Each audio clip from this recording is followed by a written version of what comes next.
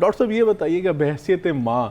جو آپ نے کردار ادا کیا اور ام المؤمنین ہیں، ماؤں کی ماں ہیں اور یقیناً پوری امت کی ماں ہیں، اور جو ہمارے لیے وہ رول ماڈل پیش کر گئی ہیں، ہمارے لیے جو اسوہ نمونہ پیش کر گئیں، اور بحیثیت ماں جو انہوں نے اپنے بچوں کی پرورش کر کے دکھائی، وہ ذرا میں چاہتا ہوں کہ آپ ذرا میں بیان فرمائیے کیا اسلوب اپنایا، تربیت کا کیا انداز اپنایا؟ بسم رب محمد کریم علیہ الصلوۃ والتسلیم۔ جس طرح ایمان افروز انداز میں قبلہ شاہ صاحب آپ کے مناقب بیان فرما رہے تھے،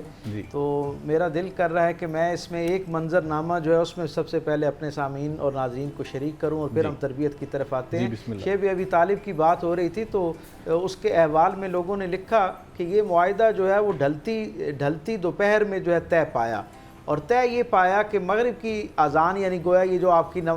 سورج کے ڈھلنے کا وقت تھا، اس سے پہلے آپ نے مکے کو چھوڑنا ہے۔ بہت مختصر سا وقت تھا۔ میرے کریم آقا صلی اللہ علیہ وسلم جو ہیں وہ اپنے گھر واپس آئے، اور کاشانہ نور سے آپ نے مختصر سا اپنا اسباب جو ہے اسے ایک چادر میں سمیٹا۔ رسول رحمت صلی اللہ علیہ وسلم اپنے گھر سے باہر نکلنے لگے نا، تو سامان اٹھا رکھا تھا۔ میرے کریم آقا صلی اللہ علیہ وسلم کا سفر کا معمول یہ ہوتا ہے کہ اگر حضرت خدیجہ الکبریٰ آپ کے ساتھ ہوتی، سرکار دو عالم آگے آگے چلتے اور حضرت خدیجہ الکبریٰ آپ کے پیچھے پیچھے چلتی، لیکن تاریخ میں یہ اکلوتا سفر محفوظ کیا کہ جس میں، کیونکہ یہ ایک ہزیمت کا سفر تھا، ایک جد و جہد کا سفر تھا، وفاداری کا سفر تھا، تو عالم یہ تھا کہ دروازے پر حکیم بن حزام جو آپ کا بھتیجا ہے وہ آتا ہے، اور وہ کہتا ہے کہ اگر آپ کہیں تو میرا اہل مکہ پہ اتنا اثر و نفوذ ہے کہ میں آپ کے لیے ان سے رخصت لے لیتا ہوں، آپ مکے میں قیام کر لیں، اور سرکار دو عالم جب تک حالات بہتر نہیں ہوتے اس وقت تک مکے سے باہر یہ جو سوشل بائیکاٹ ہے اس کو فیس کر لیں۔ لیکن حضرت خدیجہ الکبریٰ کا جواب ذرا سنیے، آپ نے فرمایا کہ یہ کیسے ممکن ہو سکتا ہے کہ جو سردار ہے وہ تو اذیت کی اور مشقت کی زندگی گزار رہا اور اس کی کنیز، اللہ اکبر، ملکۃ العرب کے الفاظ سنیے، کہتی ہیں اس کی کنیز جو ہے وہ آرام اور آسائش کی زندگی گزار رہی ہو۔ کہا میں رسول اللہ صلی اللہ علیہ وسلم کی رفاقت کو ہر چیز پر مقدم سمجھتی ہوں۔ سرکار دو عالم جب وہ سامان اٹھا کر نکلنے لگے نا، تو یہ پہلا منظر نامہ ہے اور اکلوتا منظر نامہ ہے رسول رحمت کی زندگی کا کہ حضرت خدیجہ الکبریٰ نے آگے بڑھ کر وہ سامان اٹھایا اور حضور کے آگے چلنا شروع کر دیا، اور کہا کہ ایک کنیز کی موجودگی میں یہ زیب نہیں دیتا اسے کہ اس کا مالک جو ہے، اس کا سردار جو ہے، اس کی جان کا بادشاہ جو ہے وہ اپنا سامان خود اٹھا کر باہر نکلے، اس وقار کے ساتھ اور اس حوصلہ مندی کے ساتھ۔ اصل میں اس سے مراد کیا تھا؟ یہ سارا جسچر جو تھا یہ رسول اللہ صلی اللہ علیہ وسلم کے ساتھ اپنا جو ایک اعلان وفاداری ہے اس کا ایک طریقہ تھا۔ سرکار دو عالم کو لے کر جب وہاں پہنچے، اور تاریخ بتاتی ہے کہ 3.25 برس کی اس سماجی بائیکاٹ کے بعد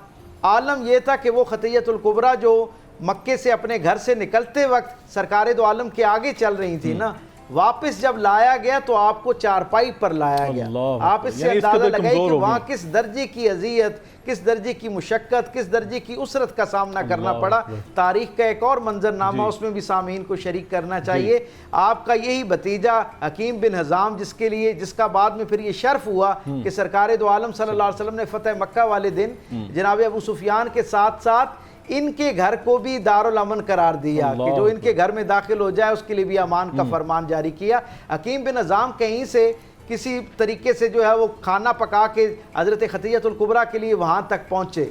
تاریخ بتاتی ہے کہ کھانا جو تھا اس کی مقدار کم تھی، اور جو اس سوشل بائیکاٹ کا شکار حضور کے گھرانے کے افراد تھے وہ تعداد میں زیادہ تھے۔ اس واقعے کے اندر میں سمجھتا ہوں ہماری جو بہویں اور بیٹیاں ہیں ان کے لیے ایک بہت بڑا پیغام موجود ہے۔ آپ کے لیے کھانا لایا گیا، آپ نے اس کھانے کو دیکھا، اور پھر افراد خانہ جو تھے جو اس وقت وہاں محصور تھے ان کی طرف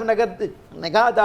ڈالی، اور آپ کو پتہ چلا کہ یہ کھانا کم ہے اور لوگوں کی تعداد زیادہ ہے، تو آپ نے، تاریخ بتاتی ہے کہ وہ کھانا آپ نے حکیم بن حزام کو واپس بھیج دیا کہ ایسا کھانا جو صرف مجھے کفالت کرتا اور باقی لوگوں کے لیے ناکافی ہو، میں اس کھانے کی نسبت ان کے ساتھ اس اسرت کو، اس قربانی کو جو ہے وہ قبول کرتی اور ان کے ساتھ رہنا پسند کرتی ہوں۔ ڈاکٹر صاحب کتنا خوبصورت میسیج ہے اس میں کہ بحیثیت لیڈر، مطلب کہ لیڈ کر رہی تھی خواتین کو اور پورے خاندان کو، اور یقیناً میں سمجھتا ہوں یہی لیڈر کا رول ماڈل ہوتا ہے کہ جو میری پوری، جو میرے ساتھ میرے فالوورز ہیں، جو ان کے لیے ہوگا وہی میرے لیے ہوگا۔ یقیناً پھر ایسی تحریکیں جو ہیں، ایسی خدمات جو ہیں، وہی آج الحمدللہ انہی خدمات کی برکت سے الحمدللہ آج ہم اس دور دراز کے خطے میں الحمدللہ کلمہ پڑھنے والے ہیں، اور یقیناً میں سمجھتا ہوں کہ پوری دنیا کے اندر جتنے مسلمان ہیں ان کی اگر بات کی جائے، ان کو جو اعزاز یہ شرف ملا ہے تو یہ ام المؤمنین سیدہ خدیجہ الکبریٰ سلام علیہ کی جو قربانیاں ہیں، جو رسول صلی اللہ علیہ وسلم کے ساتھ جو ان کا ساتھ ہے، یہ اسی کی برکت کی وجہ سے ہے۔ تربیت کی نسبت سے صرف ایک فکر کی مجھے اجازت دیجئے کہ آپ کے گھر میں اولاد کی تربیت کا عالم یہ ہے کہ جو سیدہ خدیجہ